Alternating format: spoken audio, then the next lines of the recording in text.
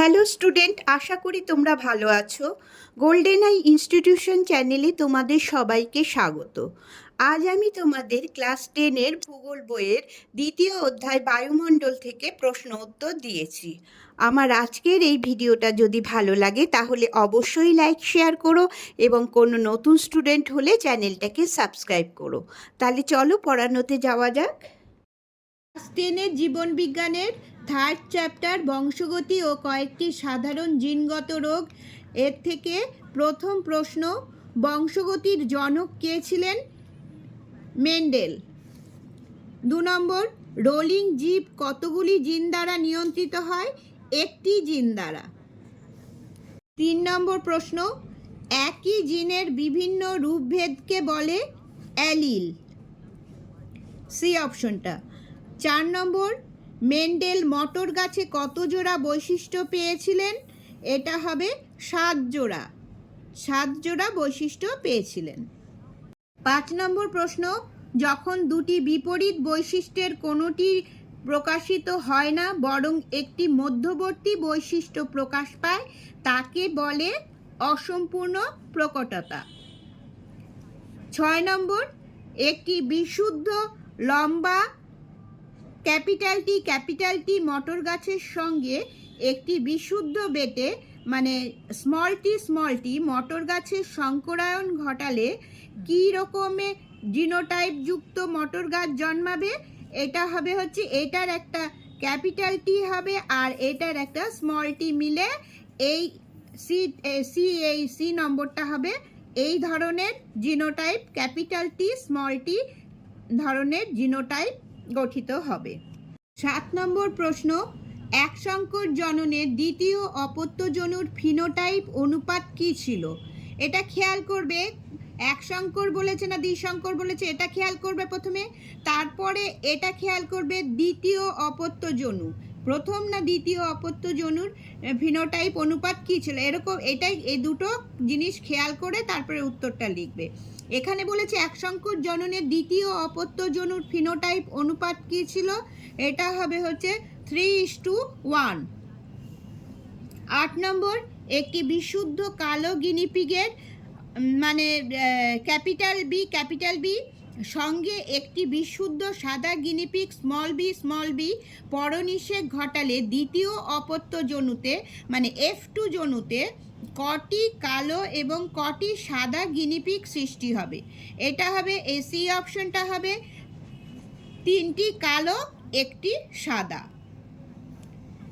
এবার চলে আসি 9 নম্বর প্রশ্নে, দুটি সংকর কালো গিনিপিগের সংকরায়ন ঘটালে অপত্যদের কি ফলাফল হবে? এটা খেয়াল করবে, দুটি সংকর কালো বলেছে, বিশুদ্ধ কালো নয়, সংকর কালো, তাহলে এটা হবে হচ্ছে উত্তরটা হবে এই বি অপশনটা হবে 3টে কালো 1টি সাদা। 10 নম্বর, একটি সংকর কালো গিনিপিগের সঙ্গে বিশুদ্ধ সাদা গিনিপিগের টেস্ট ক্রস ঘটালে কালো ও সাদার অনুপাত কি হবে? এটা হবে হচ্ছে 1:1, এই এ অপশনটা হবে। এবার 11 নম্বর প্রশ্ন, নিচের কোনটি অটোজোম বাহিত বংশগত রোগ? এটা হবে বি অপশন, থ্যালাসেমিয়া।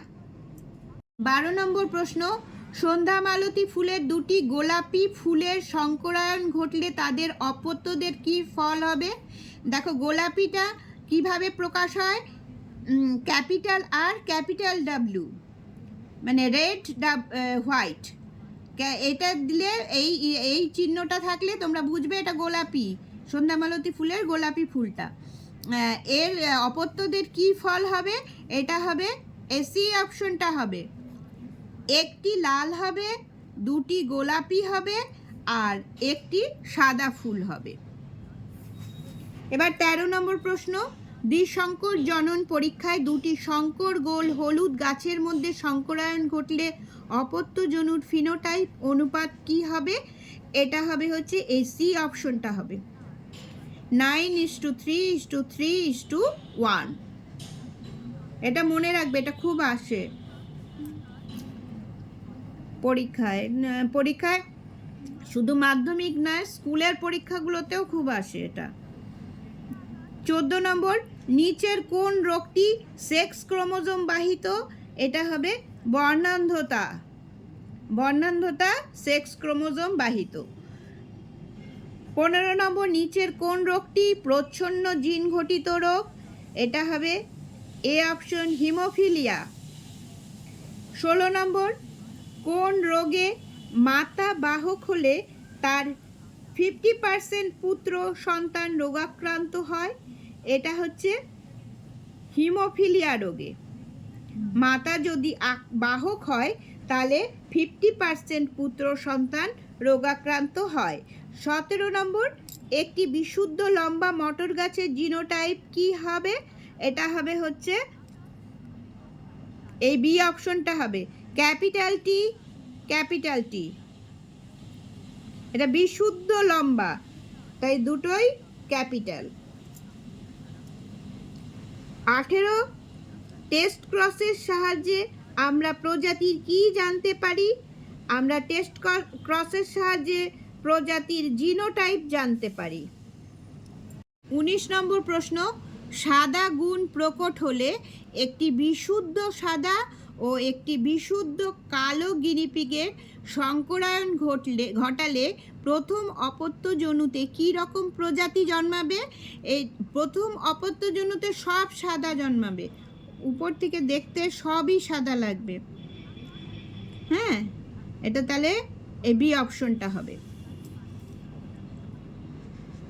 20 নম্বর, দুটি শঙ্কর লম্বা মটর গাছের মধ্যে পরাগযোগ ঘটালে F1 জনুতে, খেয়াল করবে F1 জনুতে কত শতাংশ শঙ্কর গাছ জন্মাবে? এখানে হবে সি অপশনটা হবে 50% শঙ্কর লম্বা গাছ জন্মাবে। 21 নম্বর, মটর গাছের ক্ষেত্রে কোনটি প্রকট গুণ? দেখো 4টে অপশন আছে, এই অপশনগুলোর মধ্যে লম্বাটা হচ্ছে প্রকট গুণ। 22 নম্বর, গ্রেগর জোহান মেন্ডেল কোথাকার অধিবাসী ছিলেন? অস্ট্রিয়ার অধিবাসী ছিলেন। 23 নম্বর, পিতার লিঙ্গ নির্ধারক ক্রোমোজোম কি কি? এটা হবে এই বি অপশনটা XY। 24 নম্বর প্রশ্ন, গোল মটরের বিপরীত বৈশিষ্ট্য কোনটি? এটা হবে এ অপশনটা হবে কুঞ্চিত। এটা হবে গোলের বিপরীত অপশন, বিপরীত বৈশিষ্ট্য। 25 নম্বর প্রশ্ন, লিঙ্গ নির্ধারণে পিতা ও মাতার মধ্যে কার ভূমিকা গুরুত্বপূর্ণ? মানে সন্তান ছেলে হবে না মেয়ে হবে, এই ব্যাপারে কার ভূমিকা গুরুত্বপূর্ণ? এটা হবে পিতার ভূমিকা, বি অপশনটা হবে। 26 নম্বর, একটি শঙ্কর কালো গিনিপিগের সঙ্গে একটি বিশুদ্ধ সাদা গিনিপিগের সংকরায়ন ঘটালে কত ভাগ কালো ও কত ভাগ সাদা গিনিপিগ জন্মাবে?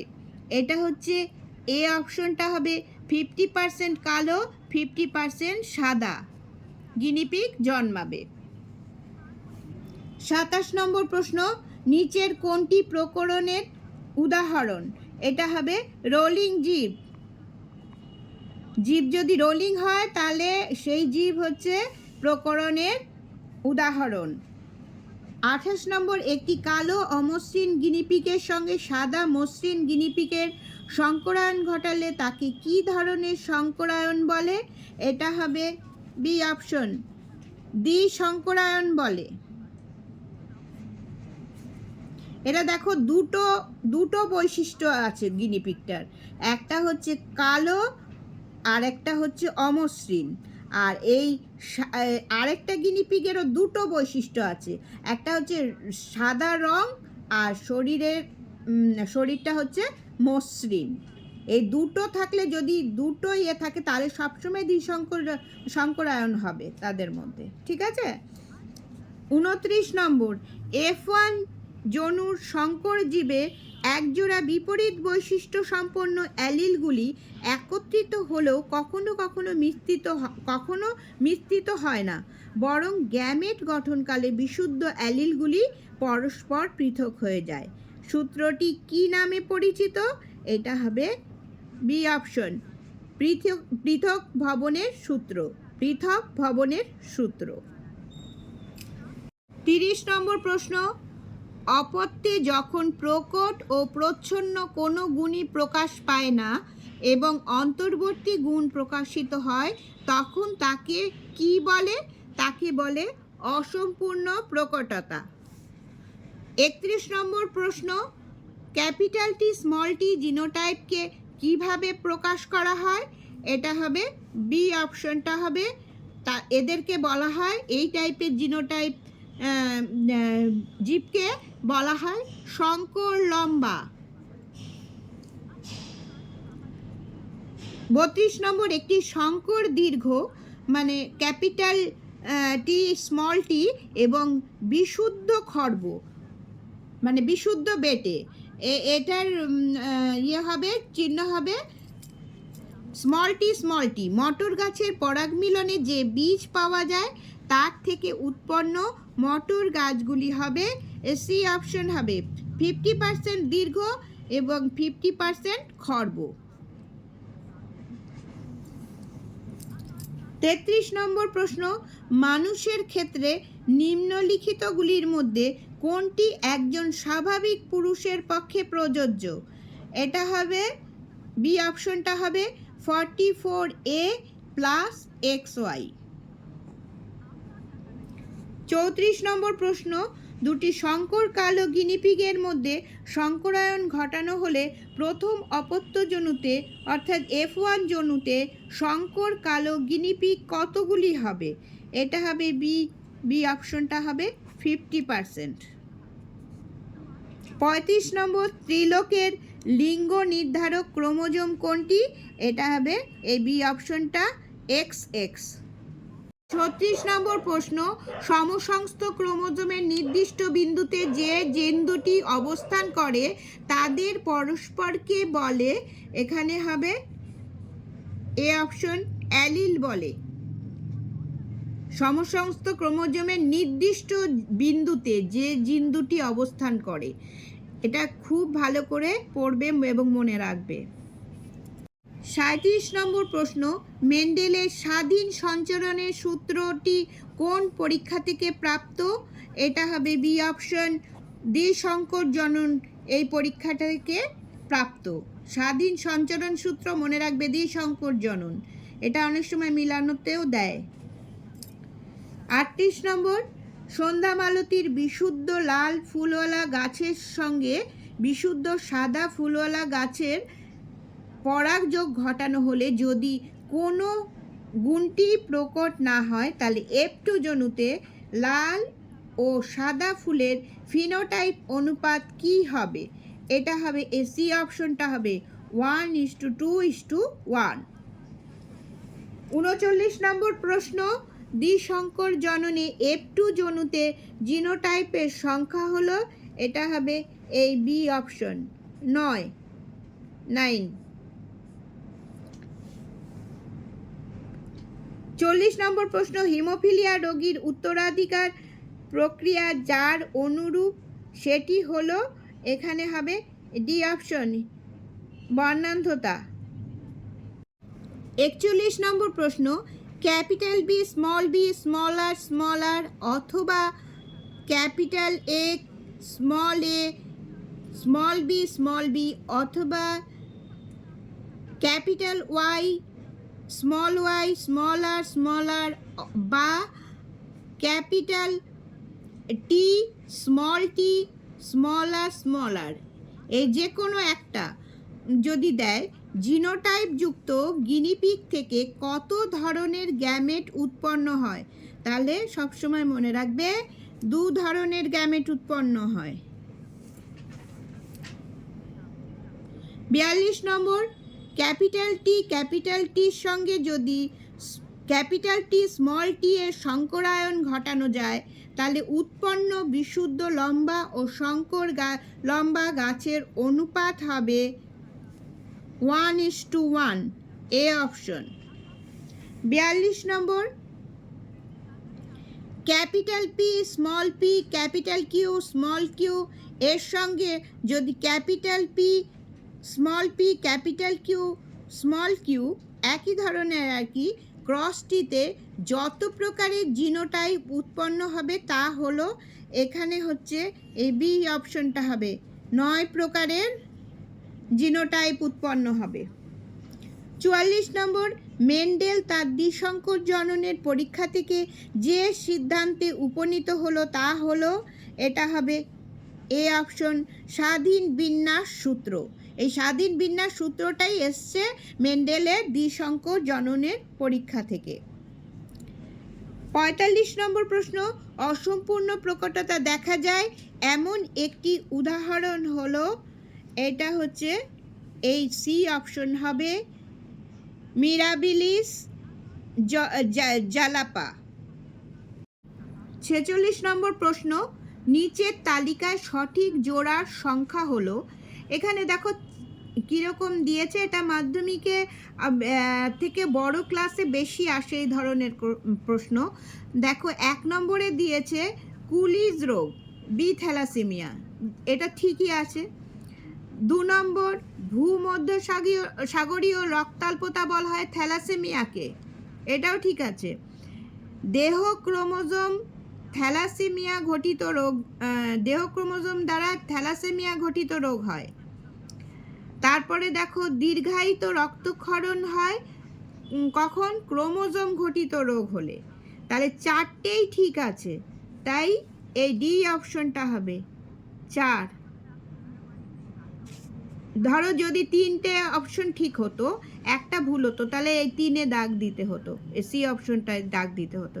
যেহেতু 4টে অপশনের মধ্যে 4টেই ঠিক আছে, তাই এইখানে গিয়ে এই ডিতে অপশনে তোমাদের দাগ দিতে হবে। 47 নম্বর, প্রদত্ত কোন সম্পর্কটি সঠিক, এখানে হচ্ছে দেখো ডাউন সিনড্রোম দিয়েছে, তারপরে হিমোফিলিয়া, টার্নার সিনড্রোম দিয়েছে, থ্যালাসেমিয়া দিয়েছে। এটা সঠিক হচ্ছে এ বি অপশনটা, হিমোফিলিয়া এক্স সংযোজিত জিন। 28 নম্বর, কুলিজ রক্তাল্পতা রোগটি জিন অটোজোমের কততম ক্রোমোজোমে অবস্থিত, এটা খুব ইম্পর্টেন্ট প্রশ্ন, মনে রাখবে এ অপশনটা হবে 11তম ক্রোমোজোমে অবস্থিত। 49 নম্বর, একজন হিমোফিলিয়ায় আক্রান্ত মহিলার সঙ্গে একজন স্বাভাবিক পুরুষের বিবাহ হলে তাদের হিমোফিলিয়ায় আক্রান্ত পুত্র হবে, এখানে হবে এই সি, এখানে আক্রান্ত হবে, এ অপশনটা হবে 100%। এখানে সি অপশন দিয়েছে, এটা ভুল দিয়েছে, এখানে এই এ অপশনটা হবে 100%। 50 নম্বর, কোনটি বংশগত রোগ নয়, এখানে হচ্ছে অ্যানিমিয়া বা রক্তাল্পতা বংশগত রোগ নয়, এটা যে কোনো কারোই হতে পারে, বংশে থাকলেও হতে পারে, না থাকলেও হতে পারে, তাই এটা বংশগত রোগ নয়। স্টুডেন্টস, তাহলে আজ এই পর্যন্তই, তোমরা সবাই ভালো থেকো।